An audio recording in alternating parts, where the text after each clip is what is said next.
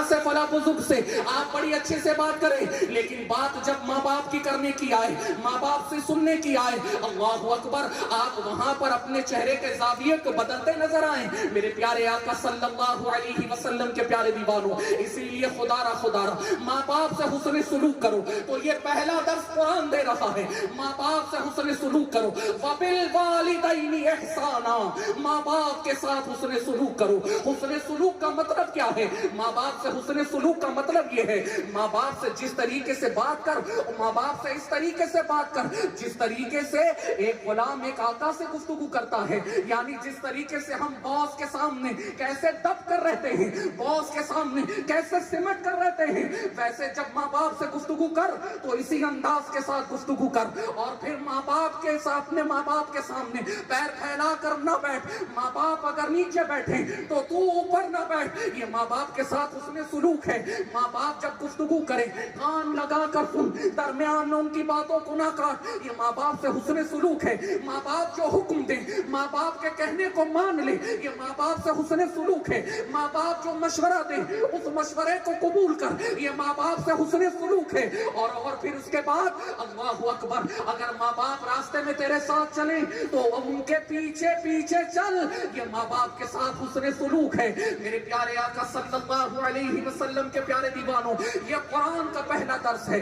دوسرا درس میرے پیارے آقا صلی اللہ علیہ وسلم کے پیارے دیوانوں، تو یہاں سے دوسرا درس قرآن کے ذریعے جو مل رہا ہے وہ یہ کہ اپنے ماں باپ سے مشورہ کر۔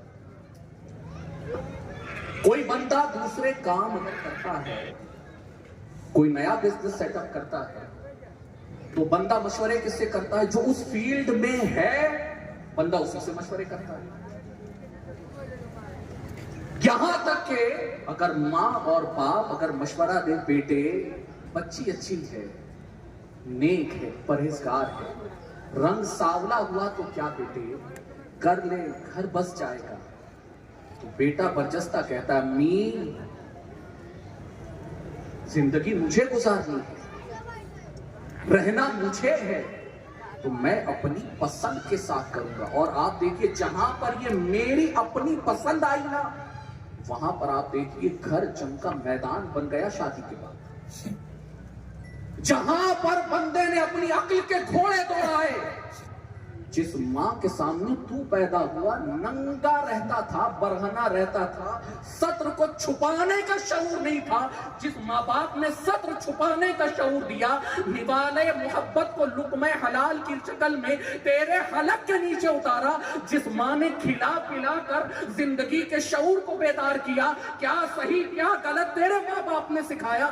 آج حال یہ ہے کہ ماں باپ کے مشورے پر بندہ عمل نہیں کرتا، دوست کہیں ان کی بات کو مانتا ہے، کوئی ایجوکیٹر کہے ان کی بات کو مانتا ہے، کوئی موٹیویشنل اسپیکر کہے ان کی بات کو مانتا ہے، لیکن اللہ اکبر بندہ جو ہے ماں باپ کی بات نہیں مانتا۔ کوئی بڑا بزنس مین والا کہے اس کی بات مانتا ہے، پیر سے مشورہ کرتا ہے، شیخ سے مشورہ کرتا ہے، خاندان کے دوسرے بڑے سے مشورہ کرتا ہے، لیکن ماں باپ سے مشورہ نہیں کرتا۔ آؤ ذرا قرآن کی روشنی میں بتاؤں، میرے پیارے آقا صلی اللہ علیہ وسلم کے پیارے دیوانوں، وقت ہو چلا، انشاءاللہ تعالیٰ پھر کبھی مجھے جو وقت دیا گیا تھا 9:15 بجے میں نے شروع کیا، ساتھ میں یہاں پر 9:45 ہوا، انشاءاللہ پھر کبھی وقت ملا تو میں اس واقعے کو آپ کے سامنے پیش کرنے کی کوشش کروں گا۔ اللہ رب العزت ہمیں اور آپ کو کہنے سننے سے زیادہ عمل کی توفیق رفیق عطا فرمائے۔ گھڑی پر میری نظر نہیں تھی، بڑی کوشش کی کہ آپ تک وہ بات پہنچا سکوں، لیکن انشاءاللہ پھر کبھی اللہ نے موقع دیا تو آپ کو یہ بات سمجھانے کی کوشش کروں گا کہ قرآن نے جو درس دیا ہے نا، ماں باپ سے مشورے کا، بندہ اگر اس ماں باپ کے مشورے کو بندہ سننا شروع کر دے اور ماننا شروع کر دے، یقین جانیے بڑی کامیابی کی منزل طے کرے گا، بڑی کامیابی کی منزل۔ دوران گفتگو اگر کوئی لفظش ہوئی ہو، اللہ محبوب کی نالین کے صف کے معاف فرمائے، اور اللہ رب العزت ہمیں اپنے ماں باپ سے حسن سلوک کرنے کی اللہ توفیق عطا فرمائے، اور ہمیشہ پورا واقعہ اگرچہ آپ نے نہیں سنا، شروع بھی نہیں کیا، لیکن کم سے کم اتنا یہ ذہن میں گاٹھ باندھ لو کہ ہاں ہمیں اپنے ماں باپ سے مشورہ کرنا ہے۔ آپ سوچئے نا یار، جس ماں کی دعا سے اللہ ولایت عطا کرتے ہیں، سبحان اللہ سبحان اللہ۔ مخدوم فقی علی ماہمی نیک تھے، صالح تھے، 9 سال کی عمر میں باپ نے سارے مروجہ علوم سکھا دیے، سب کچھ عطا کر دیا، لیکن اس کے بعد جب علم کی پیاس بجھانے کے لیے باہر جانے کے لیے انہوں نے ماں سے گزارش کی، ماں نے منع کیا۔ وہی ماں کی دعا کا اثر تھا کہ اللہ رب العزت نے علم کی تشنگی کو بجھانے کے لیے کسی دنیا دار عالم کا یا کسی دنیا میں رہنے والے عالم کا انتخاب نہیں کیا، حضرت خضر کا انتخاب کیا۔ تو جس ماں کی دعا سے حضرت خضر چلے آئے، جس ماں کی خدمت کی وجہ سے اللہ رب العزت ولایت کا تاج عطا کر سکتا ہے، تو اس ماں باپ کی دعا سے اللہ کیا کچھ نہیں عطا کر سکتا، دنیا کی کون سی نعمتیں نہیں عطا کر سکتا۔ تو اے میرے پیارے آقا صلی اللہ علیہ وسلم کے پیارے دیوانوں، یہ یاد رکھیے دعا کا خزانہ ہمارے گھر میں ہے، دعا کا خزانہ ہمارے گھر میں ہے، لیکن ہم در در بھٹکتے پھرتے ہیں۔ امام صاحب دعا کر دیجئے پریشان ہو، پیر صاحب دعا کر دیجئے پریشان ہو۔ نہ ہم امام کے مخالف ہیں نہ پیر کے مخالف ہیں، لیکن اتنا ضرور کہتے ہیں کہ پیر کی خدمت کے عوض میں یقیناً بہت ساری برکتیں ملتی ہوں گی، جو لیکن ماں باپ سے حسن سلوک کا تو قرآن نے حکم دیا ہے، اے بندے ماں باپ کی خدمت کر، اللہ تجھے دونوں جہاں کی برکتیں عطا فرمائے گا۔ دوران گفتگو کوئی لفظش ہوئی ہو، اللہ محبوب کی نالین کے صدقے معاف فرمائے۔ استغفر اللہ ربی من کل ذنب واتوب الیہ وما علینا الا البلاغ۔ السلام علیکم ورحمۃ اللہ وبرکاتہ۔ ہمارے علاقے کے بٹ آفیسر جناب میڑے صاحب اور بٹ پی آئی ٹھاکر صاحب یہاں پر آئے ہوئے ہیں، ہم ان کا استقبال کرتے ہیں۔ We are really grateful and thankful to you sir, آپ یہاں پر تشریف لے آئیں، اور میں ہمارے عالم بھائی اور اکبر بھائی سے گزارش کروں گا کہ وہ یہاں پر آئیں اور ان کو پھولوں کا گلدستہ پیش فرمائیں۔ ہمارے بٹ آفیسر جناب میڑے صاحب جن کی کوششوں سے، جن کی محنتوں سے ہمارے علاقے میں امن اور شانتی بنائی رہتی ہے، اور آج کا یہ پروگرام انہی لوگوں کی تعاون سے ہم بہت اسموتھلی، بہت پیار اور بہت محبت کے ساتھ چلا رہے ہیں اور چلا پاتے ہیں۔ تو ان کے سواگت کے لیے، ان کے استقبال کے لیے میں عالم بھائی سے گزارش کروں گا۔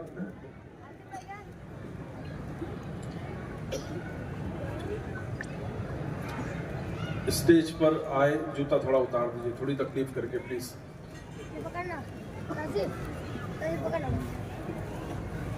عالم بھائی آ جائیے آپ بھی۔ قادریہ مسجد کے صدر جناب عالم خان صاحب کے ہاتھوں سے انہیں گلہائے محبت پیش کیا جا رہا ہے، اور ہم ان کا سواگت کرتے ہیں ٹھاکر صاحب کا، اور اللہ تبارک و تعالیٰ انہیں دونوں جہاں میں کامیابی عطا فرمائے اور انہیں اور ترقی عطا فرمائے، ایسی ہم دعا کرتے ہیں۔ دوسرا ہمارے میڑے صاحب جو ہمارے بٹ آفیسر ہیں، ان کا بھی ہاردک سواگت، استقبال کیا جاتا ہے اور ویلکم کیا جاتا ہے۔ سر آپ یہاں پر تشریف لائے ہیں، ہم اپنی تحریک سنی دعوت اسلامی کی جانب سے، بھانڈپ کے تمام سنی مسلمانوں کی جانب سے آپ کا ہاردک سواگت کرتے ہیں، ابھینندن کرتے ہیں۔ We are really grateful and thankful to you from the hearts on behalf of Sunni Dawat Islami. محبت سے بولو نا، آپ لوگ تو سن کے ہو جاتے ہیں، محبت سے بولیے، محبت کے ساتھ۔ جی ہاں، محفل نعت پھر ایک بار سجا دی جائے، قلب دشمن کی جلن اور بڑھا دی جائے، اور خاک طیبہ میرے سینے سے لگا دی جائے، ہاں بشارت مجھے جنت کی سنا دی جائے۔ محبت سے بولیے اور محبت کے ساتھ۔ ہوش آئے گا نہ دنیا کی دواؤں سے مجھے، کیونکہ میں بیمار مدینہ ہوں نا، ہوش آئے گا نہ دنیا کی دواؤں سے مجھے، نالے سرکار دو عالم کی ہوا دی جائے، نالے سرکار دو عالم کی ہوا دی جائے۔ اور عشق گر جرم ہے پھانسی کی سزا دو مجھ کو، عشق گر جرم ہے پھانسی کی سزا دو مجھ کو، لیکن در محبوب پر یہ سزا دی جائے، خاک طیبہ میرے سینے سے لگا دی جائے، ہاں بشارت مجھے جنت کی سنا دی جائے۔ ایک بہت امپورٹنٹ آپ کو میسج سننا ہے، ایک امپورٹنٹ نصیحت سننی ہے، ایک امپورٹنٹ بیان سننا ہے، لیکن اس سے پہلے ہمارے اسماعیل نوری صاحب وہ آپ کو 3 سے 4 شعر اپنے آقا کی محبت کے سنائیں گے، پھر عمران نوری صاحب وہ آئیں گے اور اس کے بعد ایک پیارا اور حسین بیان آپ سماعت فرمائیں جی۔